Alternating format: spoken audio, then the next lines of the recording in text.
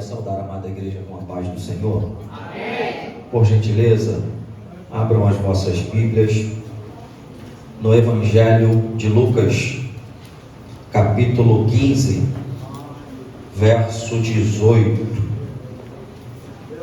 Evangelho segundo escreveu o doutor Lucas, no capítulo por número 15, no verso por número 18.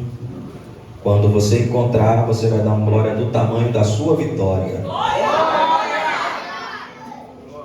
Nos diz assim a palavra do Senhor: levantar-me-ei e irei ter com meu Pai. Vamos juntos no 3? 1, 2, 3. Levantar-me-ei e irei ter com meu Pai. Tome o seu assento, por gentileza.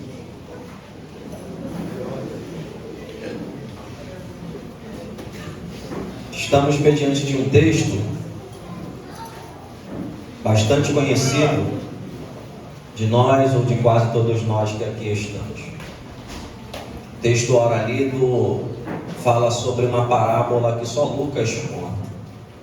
Se a gente for ler, pastor Mauro, toda a Bíblia, principalmente os 4 evangelhos, só aqui você encontra esta parábola. Em alguns minutos, eu vou ser muito objetivo, pastora Fábia. Eu sei que você está um pouquinho cansado, eu sei que você tem muitos afazeres, mas eu quero compartilhar um recado do céu para a sua vida. Nós temos esses jovens e essas jovens lindas que com o uniforme estão. Na frente deles está escrito resgatado. Aqui na minha extrema direita, movimente resgatado. E na retaguarda deles está escrito uma palavra que começa com essa letra H. E a palavra é herdeiro. Eu preciso da sua ajuda no 3. 1, 2, 3. Qual é a palavra? Herdeiro. Herdeiro. Pense comigo. O que o herdeiro faz para ter direito à herança? Eu ouvi uma voz baixinha falando: nada. Basta ele ser filho. Meu Deus. Ele não precisa fazer nada. Ele só precisa ser filho. O texto diz que certo homem tinha 2 filhos. A parábola do filho pródigo nós conhecemos. O filho mais moço, o texto é extenso, eu não vou ler, mas depois você dá uma lida. O filho mais moço vai virar para o seu pai, Karina, e vai fazer o seguinte pedido, e o pedido é: pai, dai-me parte da minha herança, porque é meu direito. Gente, pensa comigo, para receber a herança, só pode receber a herança depois que o pai ou a mãe estiver. 2 pessoas comigo, depois que o pai ou a mãe estiver. Então o pedido do filho pródigo é: pai, eu quero que você morra para eu ter posse daquilo que é meu. Eu não dependo do meu pai para nada. Entenda que a parábola é uma história que Jesus está contando. Na parábola, o pai significa o próprio Deus. E agora o filho pródigo, que nasceu dentro da casa, que cresceu dentro da casa, que viveu dentro da casa, foi alimentado dentro da casa, está tomando uma decisão: a casa não tem mais aquilo que eu quero. Eu vou sair para fora da casa, eu quero conhecer o mundão. O texto fala sobre uma terra distante. Pense comigo, gente, ele vai viver muitas coisas do lado de fora da casa que provavelmente ele nunca viveria do lado de dentro da casa, mas ele nem percebe o que o tempo está passando, e tudo aquilo que ele recebeu sendo herdeiro dentro da casa, agora que ele sai, está no mundo. E você vai me ajudar, ele está no tudo aquilo que ele herdou do lado de dentro, ele vai perder do lado de fora. Por que, pregador? Porque o herdeiro não estava pronto para a herança, mas a herança sempre esteve pronto para o herdeiro. A palavra que Deus coloca no meu coração para nós ver: bênção prematura pode se transformar em maldição. Não queira viver aquilo que ainda não é o tempo que o Pai determinou para você viver. Eu te pergunto e você me ajuda: quem aqui sabe dirigir? Levanta a mão. Uma pessoa só? 2, 3. Mais ninguém sabe dirigir? 4, 5, 6, 7. Agora está aumentando. 8. 10. Amém. Sabemos dirigir, sim ou não? Sim ou não? Só que pensa comigo, desses jovens aqui abençoados, ou das jovens, que são de menor, o pai dele tem um carro, tem uma moto, independente, ensinou a dirigir, ou seja, a mãe, e aí ele decide aproveitar a vida, vou ali no shopping, ali de Caxias, só que na Boston Luiz está tendo uma blitz, só que ele sabe dirigir, ele sabe, tá tranquilo, ele sabe dirigir, o pai empresta o carro, e do nada o telefone toca, e o telefone é o seu filho que está ligando e diz: pai, fui parado em uma blitz e eu não tenho habilitação para dirigir. Eu preciso que o Senhor saia da onde está e venha me resgatar, porque o Senhor é habilitado para tal. Pregador, não entendi nada. Você falou 1 quilo, eu não entendi 100 gramas. Vai entender agora. Não adianta saber se não está habilitado para fazer. O segredo não é saber, o segredo é estar habilitado pelo céu para viver aquilo que o céu determinou para a sua vida.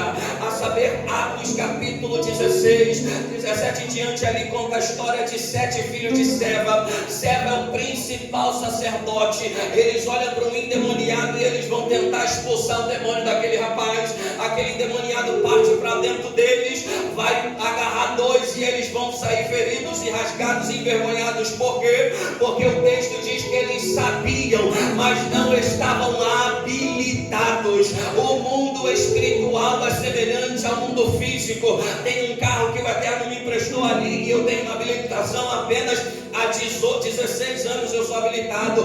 Quando eu paro na blitz, eu entrego o documento do carro, entrego a habilitação e prossigo no caminho. Por quê? Porque eu estou habilitado para tal. Mas se alguém estiver com o carro e não estiver habilitado, o guarda te para, você fica parado, fica bloqueado, fica paralisado, porque você não tem um documento chamado habilitação, que nada mais é do que autoridade.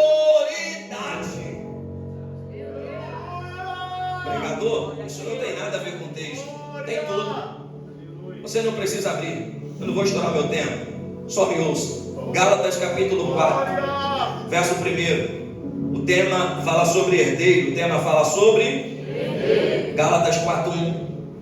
Digo, pois, que todo o tempo em que o herdeiro é menino, repito, digo, pois, que em todo o tempo em que o herdeiro é menino. A pergunta é: ele é herdeiro, sim ou não? Sim. Mas é menino, em nada difere dos servos, ainda que seja senhor de tudo. Pregador, não entendi aonde você quer chegar. Eu leio e volto para o texto base. Digo, pois, que em todo o tempo em que o herdeiro é menino, o herdeiro é novo, ele é dono de tudo, tudo lhe pertence, ele vai herdar tudo aquilo ali, mas ele ainda não alcançou a maturidade para ter aquilo que é dele. E aí o texto diz que ele é um menino, e sendo um menino, nada difere do servo. Ele é semelhante ao servo, mas o tempo passa e traz a nós a maturidade. E quando a maturidade chega, a gente aprende a administrar aquilo que o reino nos proporciona. Eu entendo que o que o céu me emprestou não é para minha glória, não é para utilizar para outro bel prazer, a não ser 1 Coríntios 10:31. O que? Aquilo que sai da minha, da tua e da nossa boca é para a glória de Deus. Deixa eu trazer para o português claro. O dom que Deus te deu não é para cantar no bar, é para adorar no altar. O dom que Deus te deu não é para pregar o instrumento consagrado da igreja e tocar no pagodinho. Nós não dependemos disso. Nós somos herdeiros e o mesmo rei que nos chamou nos garante. Só que o filho decidiu sair, meu amigo Jonas. Eu não quero mais viver dentro da casa. E ele sai. E o texto diz que ele vai viver, a minha versão, dissolutamente. Agora ele tem muito dinheiro, só que ele não tem maturidade para administrar aquilo. O texto vai dizer que ele vai viver de festa em festa, balada em balada, noitada em noitada, até que o dinheiro acaba. O dinheiro o que, gente? E a crise chega só depois que o dinheiro acaba. Está no texto. Claro que eu não vou conseguir ler todo o texto, mas há uma grande fome. E eu quero conjecturar com você esse cenário. Ele agora não tem mais condições, não tem mais ouro, não tem mais nada. E os amigos de bar sumiram. E as amigas sumiram. E aqueles que estavam se aproveitando enquanto você podia proporcionar alguma coisa, sumiram. Agora só tem ele e ele, sozinho, mais nada. Bate na porta de um, não tem emprego. Bate na fábrica, não tem emprego. Bate em outro lugar, não tem emprego. Acha uma fazenda. Nessa fazenda, pede emprego. O texto diz que o seu Senhor diz a ele: ó, eu posso te receber aqui, mas eu não vou pagar nenhum salário. A terra está em crise. A única coisa que você pode fazer é cuidar dos porcos. Gente, imagina isso. Um judeu, filho de um judeu, trabalhando dentro de um chiqueiro. O texto diz que ele desejava comer as bolotas dos porcos. A pergunta que não quer calar: filho come sentado, é claro que na cadeira, mas à mesa com o pai. Então filho come à mesa, filho come a mesa. E porcos comem aonde? Dentro da casa do pai? A mesa está preparada. Dentro da casa do pai, o alimento é de primeira. Dentro da casa do pai, tem gente te servindo. Dentro da casa do pai, não tem a palavra necessidade.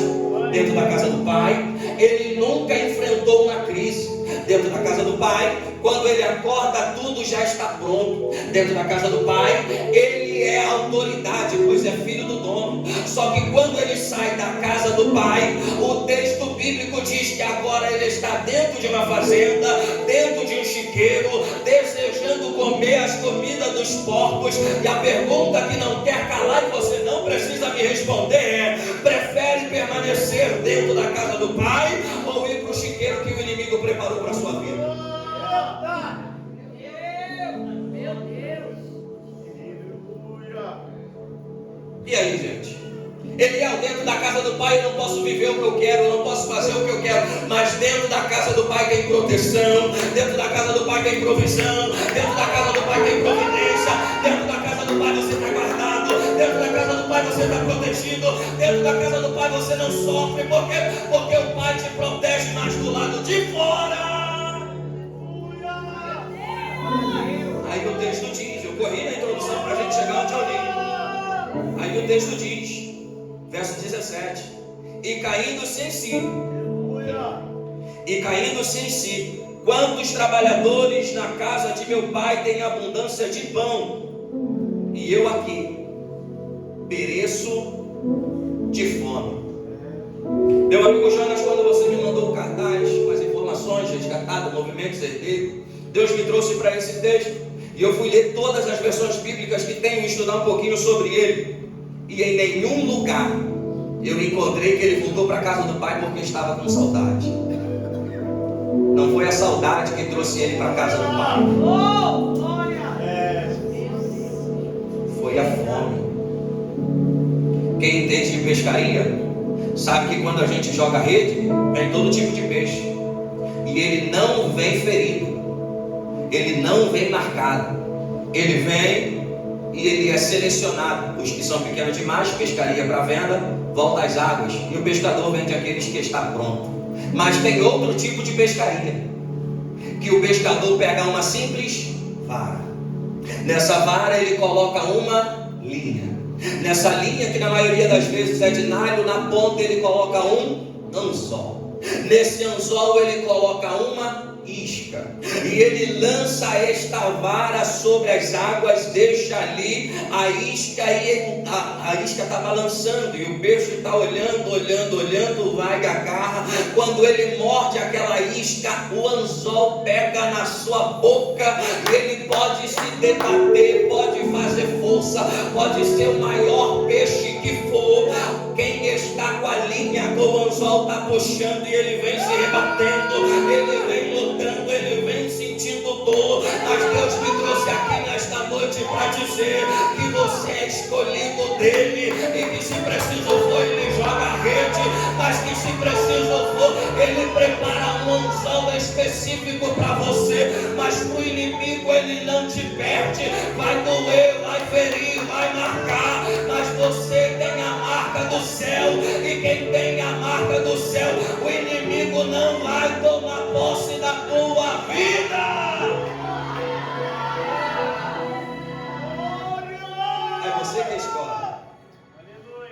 rede.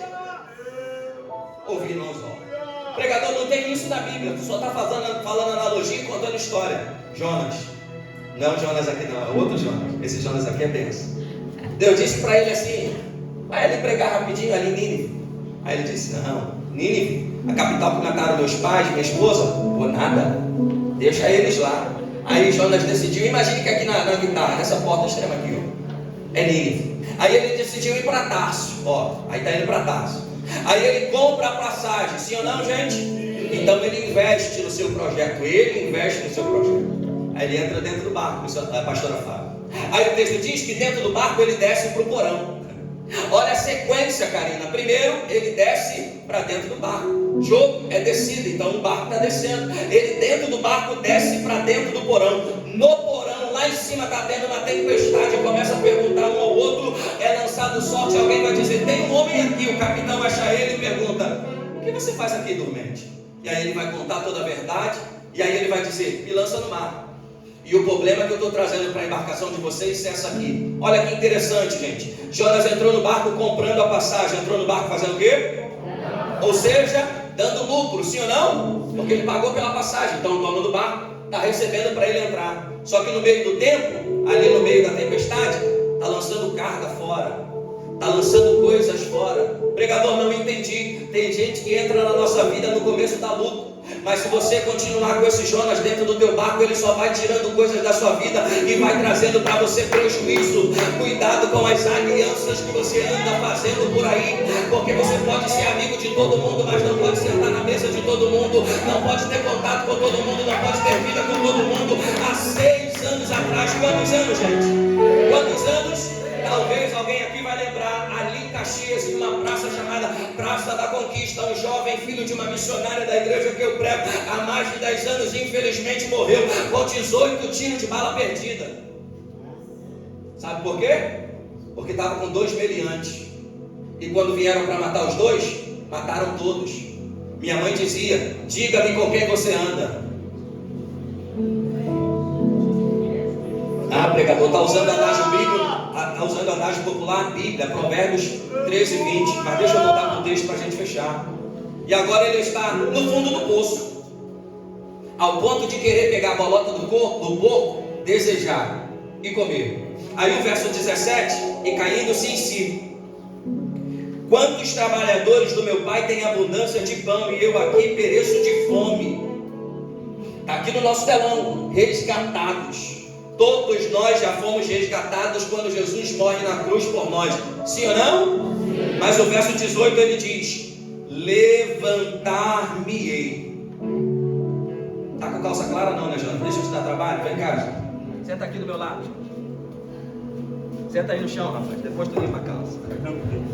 Amigo, é assim mesmo. Imagina que o Jonas é esse jovem. Só que ele diz: levantar-me. Gente, não é ninguém, me presta tua mão aqui, meu amigo, que pega na mão do Jonas e coloca ele de pé. Posicionamento é você que precisa tomar. Levantar-me-ei. Com as forças que ele tem, ele decidiu se posicionar. Pode voltar para o seu lugar, meu amigo, obrigado.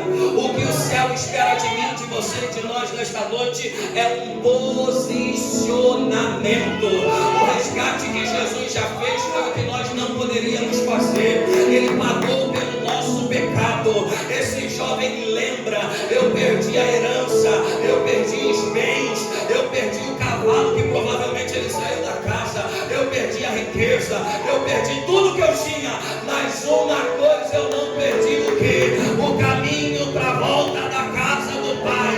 Ele não esqueceu o caminho de volta, o caminho continua no mesmo lugar. Cabe a mim, você e a nós nesta noite dizer: eu vou voltar para o lugar da onde eu nunca deveria ter saído, porque na casa do Pai eu não fazia o que eu queria, mas na casa do Pai eu não passava pelo que estou passando. Levantar-me-ei. Vamos concluir aqui. Levantar-me-ei. Irei ter com meu pai. Ele não perdeu o destino de volta, ele não perdeu o caminho. Quando eu chegar lá no meu pai, eu vou dizer para ele: Pai, eu pequei contra o céu e perante ti. Verso 20: já não sou mais digno de ser chamado teu filho. faze-me como um de seus trabalhadores. Ele ainda está sentado, está bolando o plano para retornar. Ele se levanta e planejou, pastora Giane. Qual é o planejo? Qual é o planejamento? Eu vou voltar para a casa do meu pai, mas não quero nem ser filho. Se ele me aceitar como servo, já está bom. Olha a minha realidade, dentro do chiqueiro, desejando comer bolota de porco, cuidando de porcos. O verso de número 15 diz que ele apacentava porcos. Me ajuda aí, apacentava o que, gente? Mas na casa do pai, ele era pastor de ovelhas. Meu Deus. No mundo, ele é pastor de porcos.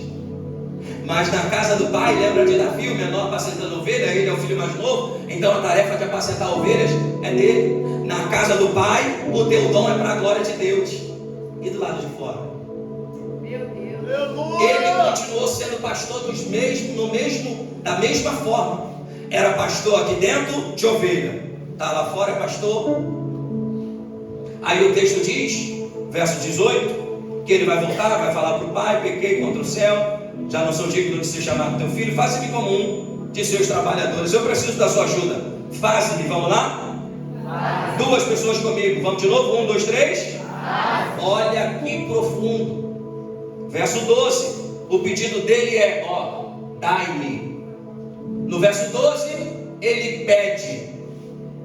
No verso de número 19, ele não pede para ter, ele pede para ser. Meu Deus. Faze. Porque antes de ter, eu preciso ser. De que adianta eu ter muitas coisas e não ser filho de Deus? Então ele está aprendendo o caminho da volta e está dizendo: eu prefiro ser na casa do pai do que ter muitas coisas lá fora. Faze-me. Ele não pede para ser filho, ele aceita. Eu posso ser um simples trabalhador. E está voltando para casa. E aqui eu não vou nem ler o texto por causa do horário. Está voltando para casa. E aí agora o seu pai está em uma varanda, em um lugar de destaque, olhando ao norte, olhando ao oriente. Aí vai depender da sua versão bíblica. E ele vê o filho de longe, e o filho está retornando. E qual é a atitude do pai? Ele se levanta e vai correndo em direção ao filho. Quando ele encontra o filho, ele pula sobre o filho, abraça na direção do pescoço e dá um ósculo santo, dá um beijo no seu filho. Peraí, gente, o pai já tem a certa idade. Só que o pai está na varanda, fazendo o que, Eliel? Aguardando o seu retorno. Meu Deus. O pai vê o filho de longe. O pai corre em direção ao filho. Por que ele corre e abraça o filho, Eliel? Lei judaica. Se ele não abraça o filho, se ele não faz um muro protetor em direção ao filho, qualquer pessoa da cidade, mediante a lei, poderia apedrejar aquele jovem. Por quê? Porque ele amaldiçoou seu pai quando pediu a herança e está dizendo: eu prefiro que o meu pai esteja morto. Ele abandonou o povo de Israel e vai trabalhar em uma terra distante cuidando de porcos. Então tinha direito a qualquer pessoa apedrejá-lo. Mas quando o pai vai correndo, abre os braços e abraça, o pai está dizendo: eu sou um muro protetor para a sua vida. Ninguém vai te matar, ninguém vai te apedrejar. Mas o irmão vai falar, o irmão vai dizer: a casa não é do irmão, a casa não é da irmã, a casa é do pai. Não se preocupe com os olhares condenadores, mas sim com quem correu de braços abertos para mim, para você e para nós, dizendo: eu corro de braços abertos porque estou disposto a te abraçar. O pai abraça ele, e aqui a gente fecha. E aí o texto diz que ele vai falar: pai, pequei contra o céu perante ti. Quando ele ia dizer: já não sou digno de ser teu filho, pai corta ele. Verso por número 22. Mas o pai disse aos seus servos: trazei depressa, me ajuda aí, trazei a melhor roupa, a melhor roupa, põe-te um anel no dedo e põe-te sandália nos pés. E aqui a gente fecha. Ele está retornando para a casa do pai. O pai abraça, o pai beija, o pai se alegra, e agora vai entrar dentro da casa com o pai. Como que você pode provar isso, Eliel? Verso de número 22. o pai disse aos seus servos, diversos servos, e nenhum dos servos foi com o pai correndo em direção ao menino. Então eles entraram dentro da casa, e agora o Senhor vai dizer para os servos: trazer a melhor roupa. Mas antes dele colocar meu amigo Eduardo a melhor roupa, ele precisou se banhar. Glória a Deus. Aleluia. A roupa velha de escravidão já não serve mais. Aleluia. E agora de banho tomado, o pregador, qual é essa água? João 15:3. Vós já estáis limpo pela palavra que vos tenho falado. Muitos de nós viemos de lá de fora para cá. O salmista escreve no Salmo 40, no verso 2: tirou o meu pé de um lago de enxofre, de lodo, e pôs o meu pé em uma rocha firme. Me tirou, parafraseando, da lama e me colocou em um lugar limpo e em um lugar de estrutura. É isso que Deus está disposto a fazer conosco. E nesta noite a palavra está nos lavando, nos limpando e nos purificando. O Pai vai dizer: depressa, troca as vestes dele. O Pai vai dizer: depressa, coloca um anel no seu dedo e coloca sandália sobre os seus pés. A conclusão está aqui. Quando ele retorna, ele recebe o abraço, recebe o beijo. Agora dentro da casa do Pai, recebe novas vestes. A Bíblia de estudo que eu li, estava escrito que ele recebe uma veste de gala. Essa veste de gala é uma veste de honra, dizendo que ele era o mais importante da festa. Segundo, ele ganha um anel. Ele ganha o que, gente? Nós hoje, a maioria de nós, se tiver alguém aqui, não se constranja com isso, mas a maioria de nós sabemos escrever. Nessa cultura aqui, não se assinava, a maioria não sabia escrever. Eles tinham um anel com o brasão da família. Todos os integrantes da família tinham este brasão. Quando ia comprar algo, chancelava com o brasão. Ou seja, quando estão colocando o anel nele novamente, nas entrelinhas o Pai está dizendo: eu devolvo a tua identidade perdida, tiro todos os seus débitos e te dou crédito. Porque em qualquer lugar que se ia comprar, não era cartão de crédito, não era cash e não era Pix, era o anel com o brasão. Eu marcava com o brasão e dizia: eu tenho uma família e a minha família vai cobrir toda essa despesa. A identidade está voltando para esse jovem. E terceiro e último presente: dai uma sandália e colocai nos seus pés. Sandália 2. Fechei aqui. Lembra de Moisés, sim ou não? Sim. Êxodo 3, encontro com Deus. Ouve a voz de Deus, vê a sarça. Você conhece o texto. Aí Deus diz assim: Moisés, tira a sandália dos teus, porque a terra que tu pisa é terra nas entrelinhas. O que Deus está dizendo para Moisés? Moisés, a partir de hoje você não se manda mais, porque judeu que é livre anda com sandália, mas judeu que é escravo anda descalço. Aí Deus está dizendo: Moisés, a partir de hoje você é o meu servo, a partir de hoje você é o meu escravo. Mas olha como a palavra de Deus é poderosa. João 15:15, quem disse foi Jesus: já não vos chamarei mais de servo, porque o servo não sabe o que o seu Senhor faz, mas tenho-vos chamado de amigo. Tenho-vos chamado de amigo. Você vai me ajudar? Tenho-vos chamado de... Deus não quer que sejamos servos apenas dele. Jesus nos chama para ser amigo. Fechei minha Bíblia para me concluir. Imagina comigo, gente. Há muita gente aqui, não vou dizer a maioria, mas muita gente aqui não me conhece. Se eu chegar no portão da tua casa e bater no portão da tua casa e você olhar e perguntar quem é, eu dizer: é o Eliel, sem você ter me visto aqui pregar, sem você me conhecer, eu entraria na tua casa, sim ou não? Sim ou não? Por quê? Porque você não me conhece. Como que eu vou sair entrando na casa de uma pessoa que eu nem conheço? Jesus não nos chama de servo, Jesus nos chama de amigo. Agora imagina o Jonas chegando lá na minha casa, como já foi algumas vezes. Está na hora de ir lá comer uma lasanha de novo, né? E a última vez que a gente esteve lá, ele lembra. Tomamos uma coca, bebemos lá alguma coisa, e a única coisa que eu sempre digo é: pode entrar. Para os amigos íntimos, pode entrar. Só toma cuidado com a Belinha, senão ela foge. É uma cachorrinha que tem lá, só serve para dar despesa. Por que eu estou te dando esse exemplo? Porque amigo tem livre acesso.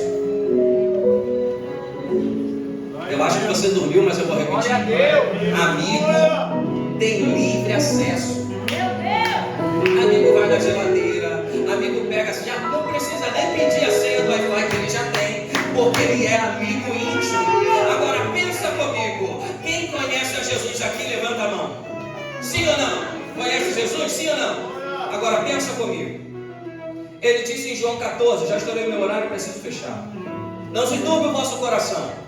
Credes em Deus, credes também em mim. Na casa de meu pai há muita morada. Se não fosse assim, eu vou teria dito, pois vou preparar-vos lugar. E voltarei outra vez, para que onde eu estiver, estejais vós também. O que Jesus está dizendo? Eu estou construindo morada na casa do meu pai. Eu estou ampliando a casinha lá no céu para todo mundo morar. Mas para entrar na casa do Eliel, precisa ser amigo íntimo. E para entrar na casa de Jesus?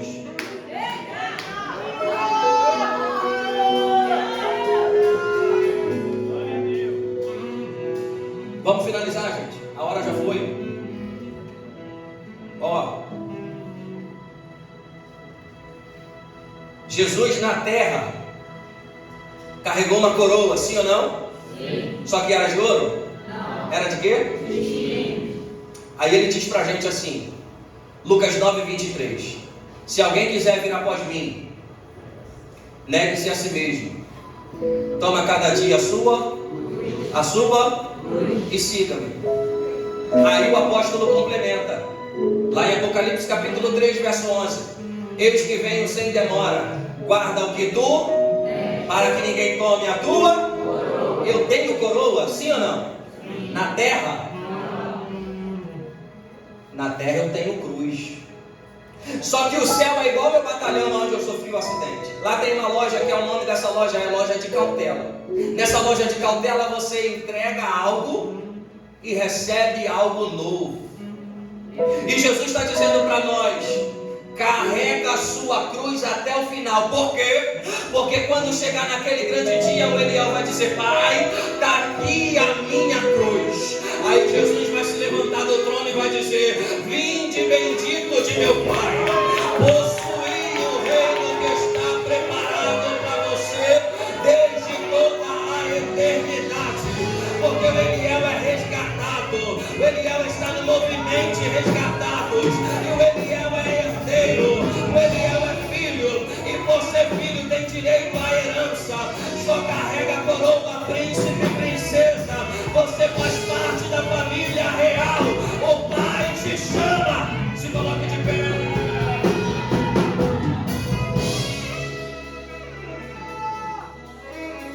Eu oro agora. Eu ligo um pouquinho, gente, para esse culto, né? Na verdade, para esse movimento. Olha o que Gálatas 4:7 diz. Assim que já não és mais servo, mais filho. Quem me ouve diz amém. Assim que já não és mais servo, mais filho. Vamos junto, assim que já não és mais servo, mais. E se sois filho, és também herdeiro. Vou repetir a referência porque eu não tenho tempo para aplicar, mas vou te falar. Gálatas 4:7. Assim que já não és mais servo, mais filho. E se és filho, também és herdeiro. Eu te pergunto, a primeira pergunta quando eu iniciei a mensagem. O que o herdeiro precisa fazer para ter direito à herança? Basta ser filho. Já olhou para Jesus? Eu sei que a hora já foi, vou fechar aqui, vou orar agora. Mas todas as vezes, Carol, que Jesus vai falar com o Pai ou com Deus, Ele nunca chama de Deus, Ele sempre chama de Pai. Jesus veio para nós para restaurar a paternidade perdida no primeiro Adão. Porque Deus criou Adão, logo Deus é pai de Adão. Então o que Jesus está fazendo é religar. Jesus está nos religando a uma paternidade. Ele está nos dando direito a fazer parte da família eterna. O diabo não pode nos separar dessa família. O inferno não pode nos separar dessa família. Principados e potestades não podem nos separar dessa família. Maldição hereditária não pode nos separar dessa família. A nossa conta corrente, a nossa cor, a nossa classe social, nada disso pode nos separar dessa família. Só existe uma pessoa no mundo que pode impedir que você seja filho de Deus. Eu não tenho espelho aqui. única pessoa que pode frustrar o plano que Deus tem para a sua vida é você. E eu fecho aqui orando, volto o microfone para o Jonas. E enquanto nós estivermos orando, você que talvez por algum momento se afastou, você talvez que por algum momento decidiu visitar um pouquinho lá a terra longínqua, a porta da casa está aberta, o Pai está de pé te esperando. Não olhe para o irmão ou para a irmã que pode falar ou não, olhe para o Pai, foque no Pai, porque o dono da casa é o... Deixa eu concluir, agora eu vou orar, mas olha isso aqui. Imagina o Eliel, todos nós estamos no Brasil, sim ou não? Meu nome do meu pai é Jorge, está vivo, graças a Deus, e que Deus preserve muito tempo assim. Se o Eliel for viajar para os Estados Unidos, estou em outra nação, sim ou não? Mas eu deixo de ser o meu filho do meu pai porque estou em outra nação, sim ou não? Então eu mudei o lugar que estou, mas não perdi a paternidade que tem. Eu não estou no mesmo lugar, não estou na mesma nação, não estou no mesmo espaço geográfico, mas continuo sendo filho do meu pai. Posso ir lá para o Japão, para o lugar mais longe que for, mas lá eu continuo sendo filho do meu pai. Pregador, aonde você quer chegar? Já cheguei e vou orar agora. O filho pródigo foi para muito longe, mas não perdeu uma coisa. O que ele é? A paternidade. Mesmo estando longe, ele continuou sendo filho. Você pode encontrar ex-esposa, você pode encontrar ex-marido, você pode encontrar ex-sogra, você pode encontrar ex-montão de coisa, mas nunca encontra um ex-filho. Filho é filho, ponto final. Eu oro agora, agradeço a sua atenção, mas oro agora. E no final desta oração, você que ouviu o Espírito Santo falar com você, através das canções, através desta breve e simples palavra, e quer tomar hoje uma decisão, saia do seu lugar e venha para este altar. Ah, Eliel, eu fico constrangido, eu não entendo por que tem que levantar a mão, por que tem que ir na frente.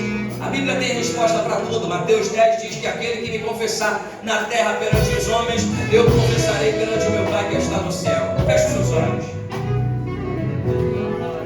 Espírito Santo de Deus, estamos na tua casa, somos herdeiros da mansão celestial. Eu sei que o Senhor tem algo de especial preparado para cada um de nós. E o príncipe deste mundo tentou, Pai querido e santo, cegar os nossos olhos. Tem jovens aqui, tem adolescentes aqui, tem homens e mulheres aqui, que já foram, Pai querido e santo, pertencentes a esta casa, a casa do Pai celestial.